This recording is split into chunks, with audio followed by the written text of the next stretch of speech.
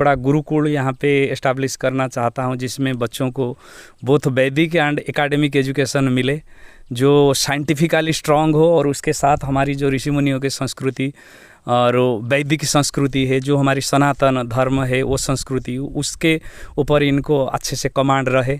उसके बाद आगे अभी तो बहुत सारे गाय थे, 40-50 गाय थे, अभी कुछ गाय दान कर दिया, सब गरीब निसहाय लोगों को जो खरीद नहीं पाते हैं, और उनको सब दान किया। फिर भी अभी 10-15 गाय है जी। आपने सुना, बाबा का एक बात बता देते हैं। बाबा ने बताया कि एक गुरुकुल का निर्माण कराना चाहते हैं, उस दुनिया को याद कराना चाहते हैं जो काल सब भूल चुके हैं। लोग थे गुरुकुल में, पढ़ाई लिखाई कैसे आप मतलब किस तरह का बिहेवियर, क्या जाए त्याग, सारे चीज़ सीखता था वहाँ पे गुरुकुल में।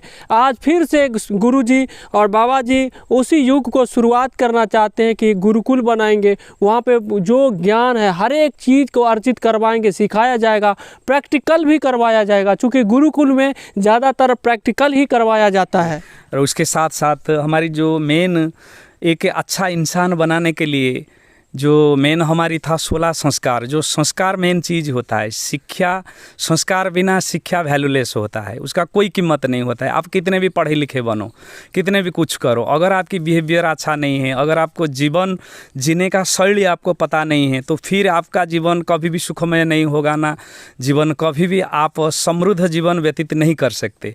तो इसीलिए शिक्षा के साथ संस्कार भी परम आवश्यक। यहाँ पे आगे एक बड़ा संस्कार पीठ बनाना भी चाहते हैं, जो पूरा 16 संस्कार था। आप पहला संस्कार गर्भधारण संस्कार होता था, उसके बाद 3-3.5 महीना गर्भस्थिर होने के बाद पुंसवान संस्कार, सीमंतोन्नयन संस्कार, जातकर्म, नामकरण संस्कार, उसके बाद आपके निष्क्रमण संस्कार, अन्नप्राशन, उसके बाद आपके मुंडन, कर्णवेद, उपनयन, वेदारंभ संस्कार, समावर्तन, उसके बाद आपकी गृहस्थ संस्कार जो विवाह संस्कार है, उसके बाद वानप्रस्थ, उसके बाद संन्यास, उसके बाद अंत्येष्टि। सिर्फ अंत्येष्टि को छोड़ के यहाँ पे सब संस्कार वो करने के लिए एक संस्कार पीठ बनाने का पूरा प्लानिंग है।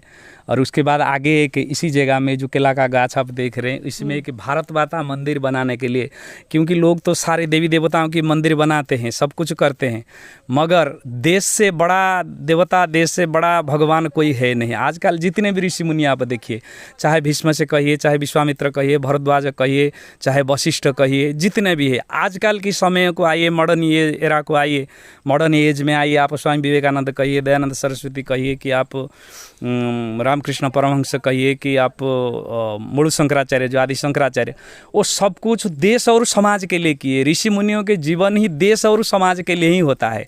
ऋषि मुनियों के जीवन नहीं है कि घंटी बजा के खाली लोगों को अंधविश्वास और कुसंस्कार में ही डालना है। समाज में जो कुरीतियाँ हैं और वो कैसे दूर हो, लोग सत्य मार्ग पर चले, न्याय मार्ग पर चले, और सबसे बड़ा देशभक्ति, देशभक्ति से बड़ा कुछ नहीं है।